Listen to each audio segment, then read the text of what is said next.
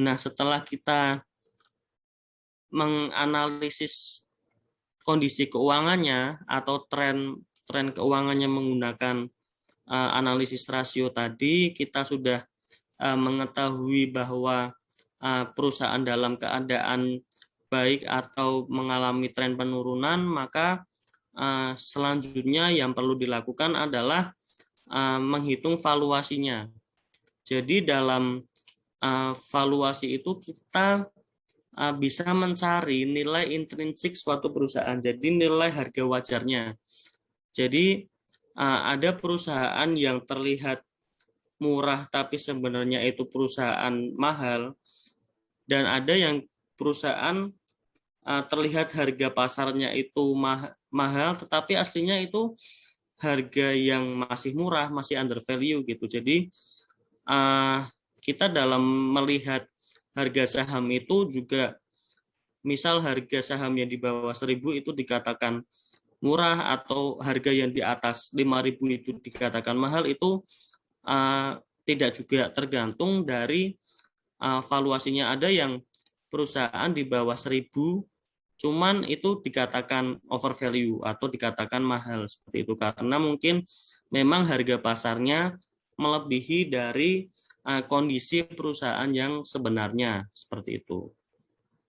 Jadi dalam valuasi ini ada beberapa metode, tapi yang akan kita sharingkan bersama-sama itu metode yang sering digunakan oleh para investor untuk mengukur valuasi, yaitu ada metode discounted cash flow atau DCF. Ini merupakan suatu teknik pembuatan model keuangan yang didasarkan pada asumsi prospek arus kas tadi. Jadi dari discounted cash flow ini, data yang diperlukan adalah dari data arus kas perusahaan. Jadi dari data arus kas perusahaan itu kita bisa mengetahui arus kas yang menganggur istilahnya dalam perusahaan itu, dan kita digunakan untuk mengetahui nilai intrinsik dari perusahaan tersebut. Jadi free cash flow atau kas yang menganggur ini adalah bagian penting dari penggunaan metode discounted cash flow. Jadi ketika nilai intrinsik itu di atas atau lebih besar daripada nilai pasar, maka dikatakan under value seperti itu. Ketika nilai intrinsiknya 1.000, kemudian nilai pasarnya atau yang diperdagangkan sekarang itu cuma 500 per lembar saham, itu masih dikatakan murah seperti itu. Nah, sebaliknya ketika nilai intrinsic value-nya 500 dan nilai pasarnya mungkin mencapai 1.000, maka sudah dikatakan overvalue atau mahal seperti itu. Kemudian ada ketika nilai intrinsik itu sama dengan nilai pasar, maka yang terjadi adalah harga wajarnya seperti itu. Nah, kita sebaiknya dalam memilih saham ini kan beli di harga murah dan jual di harga mahal seperti itu kan. Jadi kita dalam menggunakan valuasi ini kita mencari nih mana perusahaan yang nilai intrinsiknya itu lebih besar daripada nilai pasarnya atau yang disebut dengan under value seperti itu ya. Ini kelihatan nggak ya? Kelihatan, Mas. Nah, ini merupakan contoh perhitungan atau template untuk menghitung valuasi suatu perusahaan menggunakan metode DCF atau discounted cash flow. Nah, ada beberapa part di sini yang mungkin dari Unsa sendiri udah punya template-nya ini ya. Jadi penggunaan template ini nanti tinggal diisi aja part-part yang kosong ini. Nah, part-part yang kosong ini diisi apa aja? Ini ada di sini, ada petunjuknya. Nah, yang pertama, ini ada update date. Nah, ini untuk kita menulis tanggal analisisnya ini, misal kita menganalisis hari ini tanggal 11 September 2021, kemudian Mas, nama, ini masih PPT. Hah? Masih Masih PPT ya? PPT. Bentar.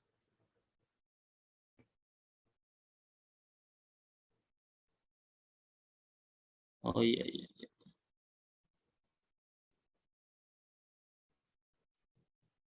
Kalau ini?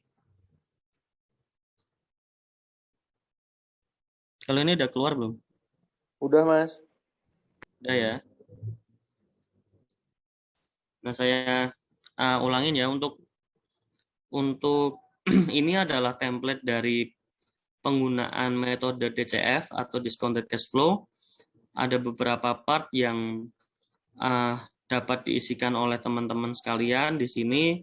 Nanti juga bisa dipraktekkan sendiri. Mungkin ada teman-teman yang udah punya saham A gitu, iseng-iseng ini buat tahu sahamku tuh masih dikatakan murah apa masih dikatakan mahal sih, seperti itu. Nah, ini ada beberapa partnya yang harus diisi. Nah, ini ada starting year, kemudian book value. Ini bisa teman-teman lihat di laporan keuangan dan tahunan perusahaan, itu biasanya sudah langsung tersedia. Terus ini book value ini juga diisikan dengan nilai buku perusahaan atau total equity-nya. Jadi lihat di kolom laporan keuangan perusahaan, lihat di kolom total equity-nya. Terus yang berikutnya ada discount rate. Jadi discount rate ini dia bisa menggunakan suku bunga obligasi negara 10 tahunan. Jadi discount rate ini biasanya nilainya antara 5 sampai 10%. Jadi suku bunga obligasi negara 10 tahunan gitu.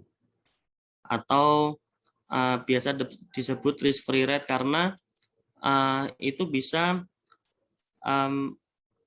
menggambarkan tingkat pengembalian yang seminimal mungkin dalam berinvestasi. Jadi dalam obligasi negara itu kan dia kan termasuknya kan risk free rate atau instrumen yang bebas risiko, namun tingkat pengembaliannya itu lebih kecil dibandingkan dengan instrumen keuangan lainnya, seperti itu. Lalu ada starting cash flow. Jadi starting cash flow ini diisi dengan operating cash flow atau free cash flow atau net income dari yang kita dapatkan dari laporan keuangan pada periode yang ingin dianalisa, seperti itu. Kemudian ada share outstanding. Jadi ini part yang diisikan dengan jumlah lembar saham perusahaan, itu semuanya ada lengkap di laporan keuangan dan tahunan perusahaan. Kemudian ada per share price, ini adalah nilai per lembar saham atau harga per lembar saham saat ini. Nah, kemudian growth rate ini bisa diisi dengan ekspektasi atau tingkat pertumbuhan rata-rata dari perusahaan yang dianalisa, biasanya menggunakan rata-rata pertumbuhan penjualan atau net income atau laba ditahan, kemudian equity, kemudian FCF atau free cash flow, kemudian operating cash, seperti itu. Bisa juga dengan ekspektasi pasar terhadap tingkat pertumbuhan perusahaan yang sedang dianalisa. Gitu. Jadi dalam growth rate ini nantinya kita otak-atik sendiri ya, di otak-atik sendiri supaya terlihat dalam margin of safety ini di kisaran antara -5 sampai 5% gitu. Yang artinya bahwa kisaran ekspektasi pertumbuhan yang diharapkan oleh pasar pada harga sekarang itu masih rasional atau tidak. Jadi margin of safety itu menggambarkan standar errornya kayak gitu. Jadi ketika nilainya antara -5 sampai 5% itu tingkat pertumbuhannya masih dikatakan rasional seperti itu ya. Terus ini kita ambil contoh langsung.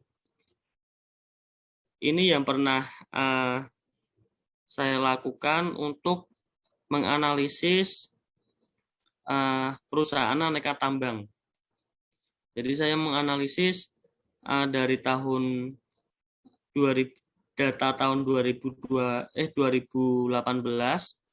Jadi kita lihat di 2018 itu di laporan keuangannya book value dari aneka tambang itu sebesar 19, sekian, kemudian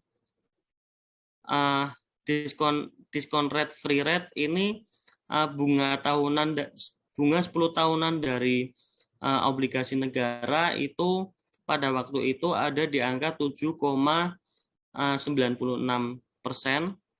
Kemudian starting cash flow-nya, jadi dilihat ada di laporan keuangan kan tadi ada arus kas ya. Jadi di dalam arus kas di tahun 2018 ini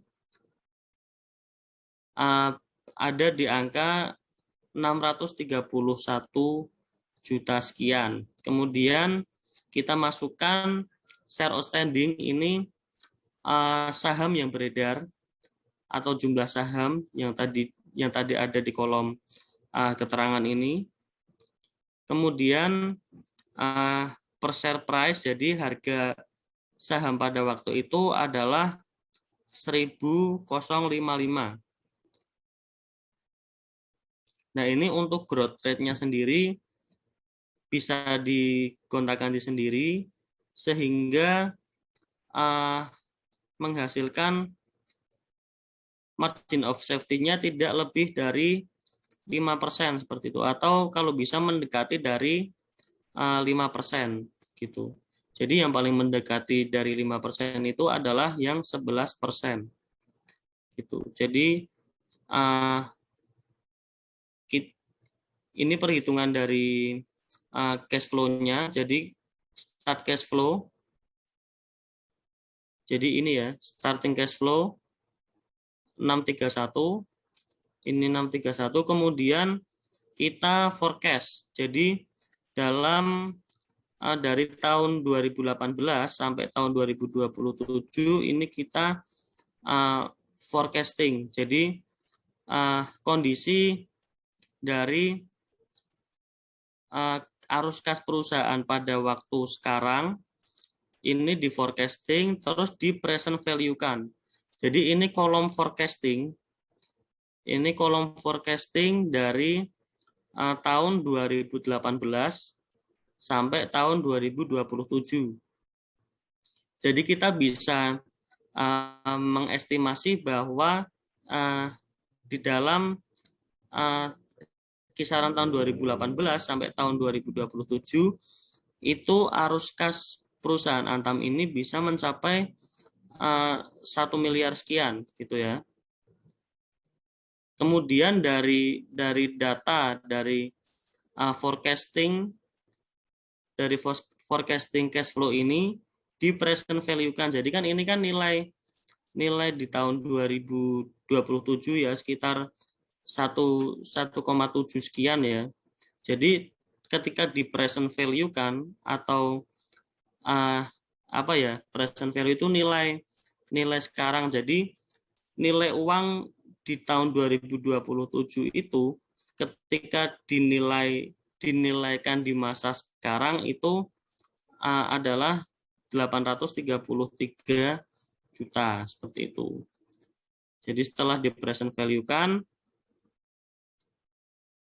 nah ini muncul nilai intrinsic value, ya. Intrinsic value ini adalah valuasi dari saham Antam, gitu. Ini nilai wajarnya. Jadi kita bandingkan dengan harga yang saat itu, ya. Harga yang saat itu adalah 1055, sedangkan intrinsic value-nya itu 1103.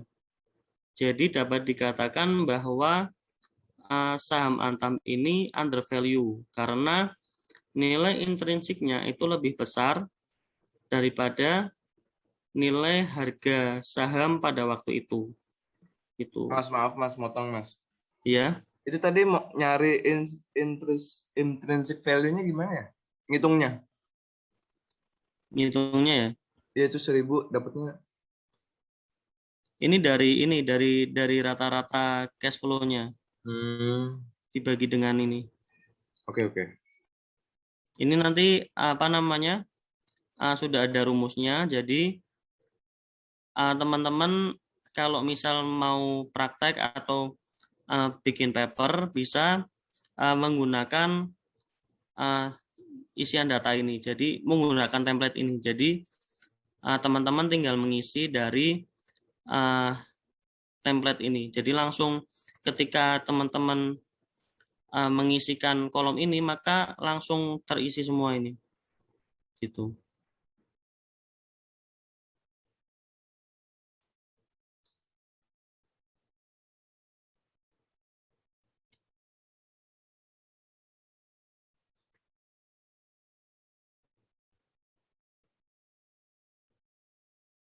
Kalau intrinsic value ini didapat dari total ini, total dari